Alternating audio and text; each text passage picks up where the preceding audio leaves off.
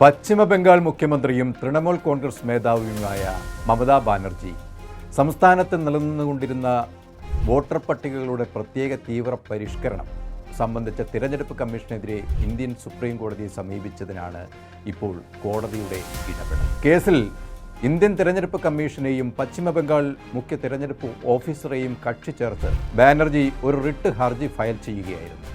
സംസ്ഥാനത്ത് നടക്കുന്ന SIR പ്രക്രിയയെ അവർ തൻ്റെ ഹർജിയിൽ ചോദ്യം ചെയ്തിട്ടുണ്ട്.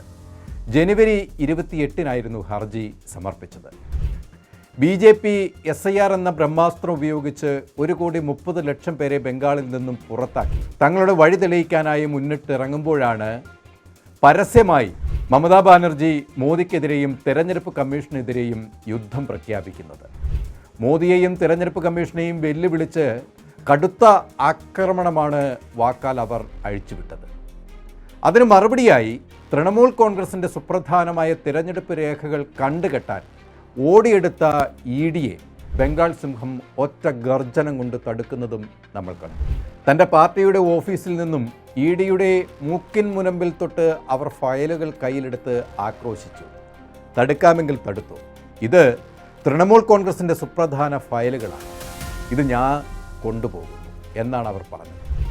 തുടർന്നും അവർ നിരന്തരം BJPയുടെ രാഷ്ട്രീയ വൈരത്തിനുമേൽ താക്കീതിൻ്റെ ഗർജനം അഴിച്ചുവിട്ട് കേന്ദ്രത്തിന് തലവേദന സൃഷ്ടിച്ചിരുന്നു. ആഴ്ചകൾക്ക് മുമ്പ് SIR വിഷയത്തിൽ മരിച്ചവരെന്ന് SIRൽ പ്രഖ്യാപിച്ച 100ഓളം വോട്ടർമാരെ തിരഞ്ഞെടുപ്പ് കമ്മീഷന് മുന്നിൽ ഹാജരാക്കിക്കൊണ്ടാണ് മുഖ്യ തിരഞ്ഞെടുപ്പ് കമ്മീഷൻ്റെ ആസ്ഥാനമായ നിർവചൻ സദനിലേക്ക് പശ്ചിമ ബംഗാൾ മുഖ്യമന്ത്രി മമതാ ബാനർജി എത്തിയത്. അവരെ അവിടെ ഹാജരാക്കി അവർ പ്രതിഷേധിക്കുകയായിരുന്നു. രാജ്യത്ത് EVM മാറ്റി ബാലറ്റ് പേപ്പർ വഴി തെരഞ്ഞെടുപ്പ് എന്ന വാദം ശക്തമായി വരികയാണ്. ഇക്കാലം അത്രയും EVM ഒഴിവാക്കണമെന്ന ശക്തമായ ആവശ്യത്തിന് പൂർണ്ണമായ നിസ്സംഗത പുലർത്തുകയാണ് ഗാനേഷ് കുമാർ. അത് മോദിക്ക് അടിമ വെച്ചതിൻ്റെ മൗനമാണെന്നാണ് പ്രതിപക്ഷ പാർട്ടികൾ ഒന്നടങ്കം പറയുന്നത്. ഈ തീരുമാനം രാജ്യത്തെ സംസ്ഥാനങ്ങളിലേക്ക് വ്യാപിച്ചാൽ അത് BJPക്ക് കനത്ത തിരിച്ചടികൾ നേരിടേണ്ടി വരുമെന്നും അവർക്ക് കൃത്യമായി അറിയാം. അതുകൊണ്ടാണ് എതിർപ്പിൻ്റെ ശബ്ദവുമായി BJP രംഗത്ത് വരുന്നത്. അണുവിട വ്യതിചലിക്കാതെ പ്രതിപക്ഷ പാർട്ടികൾ ശക്തമായ തീരുമാനമെടുക്കുമ്പോൾ തൃശങ്കുവിൽ നിന്ന് നട്ടം തിരിയുന്ന മോദിയെയും തിരഞ്ഞെടുപ്പ് കമ്മീഷണറെയും കാണാൻ നമുക്ക്. കോൺഗ്രസ് കാലങ്ങളായി ഉയർത്തിയ ബാലറ്റ് പേപ്പർ തിരഞ്ഞെടുപ്പ് വാദം പടിപടിയായി രാജ്യത്ത് തിരിച്ചു വരുമ്പോൾ BJP ഉയർത്തിക്കൊണ്ടുവന്ന പിടിച്ചടക്കൽ നയം ഛിന്ന ഭിന്നമാകുന്ന കാഴ്ചയാണ്. രാജ്യത്ത് BJP തകർത്ത ജനാധിപത്യ പ്രക്രിയ അത് അതിൻ്റെ സത്യസന്ധതയിലേക്ക് തിരിച്ചു വരിക തന്നെ ചെയ്യും. രാജ്യം ബാലറ്റ് പേപ്പറിലൂടെ ഒരു യഥാർത്ഥ ജനാധിപത്യം പുനഃസ്ഥാപിക്കും. അതിന് ഏറ്റവും ശക്തമായ ചങ്കുറപ്പോടെ തന്നെ രാഹുൽ ഗാന്ധിയും ദീദിയും അടക്കമുള്ള നേതാക്കൾ മുൻനിരയിൽ തന്നെ ഉണ്ട്.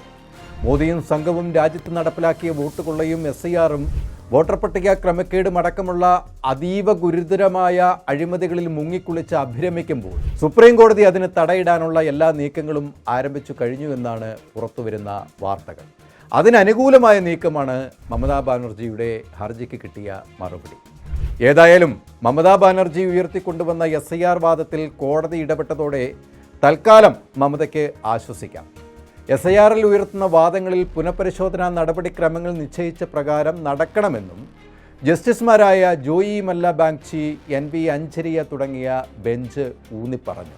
പശ്ചിമ ബംഗാൾ അടക്കമുള്ള 4 സംസ്ഥാനങ്ങളിലും കേന്ദ്രഭരണ പ്രദേശമായ പുതുച്ചേരിയിലും തിരഞ്ഞെടുപ്പ് നടക്കാനിരിക്കെ പശ്ചിമ ബംഗാൾ ഫോക്കസ് ചെയ്തിരിക്കുകയാണ് BJP. തിരഞ്ഞെടുപ്പ് നടക്കുന്ന 4 സംസ്ഥാനങ്ങളിലും BJP വൻ പരാജയത്തിൻ്റെ തകർച്ച നേരിടുമെന്നത് കൃത്യമായി അറിയാവുന്ന BJPയുടെ നില പരിങ്ങലിൽ തന്നെ എത്തിപ്പെട്ട് കഴിഞ്ഞു. 14 വർഷമായി തൃണമൂൽ കോൺഗ്രസ് ഭരിക്കുന്ന പശ്ചിമ ബംഗാൾ പിടിച്ചടക്കുമെന്ന് പ്രഖ്യാപിച്ച് BJP യുദ്ധം പ്രഖ്യാപിച്ചതിന് പിന്നാലെയാണ് EDയെ ഉപയോഗിച്ച് കേന്ദ്രം വേട്ടക്കിറങ്ങിയത്. അതിരൂക്ഷമായ പ്രതിഷേധങ്ങളാണ് ഇതിനെതിരെ പൊട്ടിപ്പുറപ്പെട്ടത്.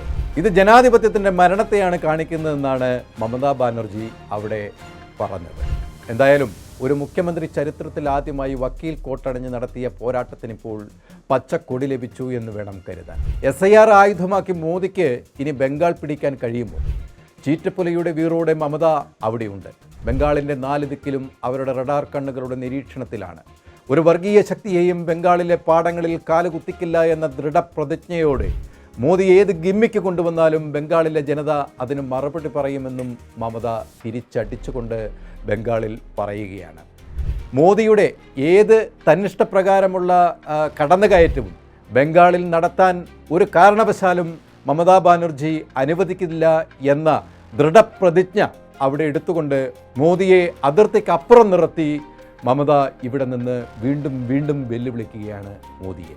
കൂടുതൽ വാർത്തകൾക്കും വിശേഷങ്ങൾക്കും ഞങ്ങളുടെ channel like, share and subscribe ചെയ്യുക. കൂടാതെ സബ്സ്ക്രൈബ് ബട്ടണിലെ ബെല്ലൈക്കൺ എനേബിൾ ചെയ്യാനും മറക്കരുത്.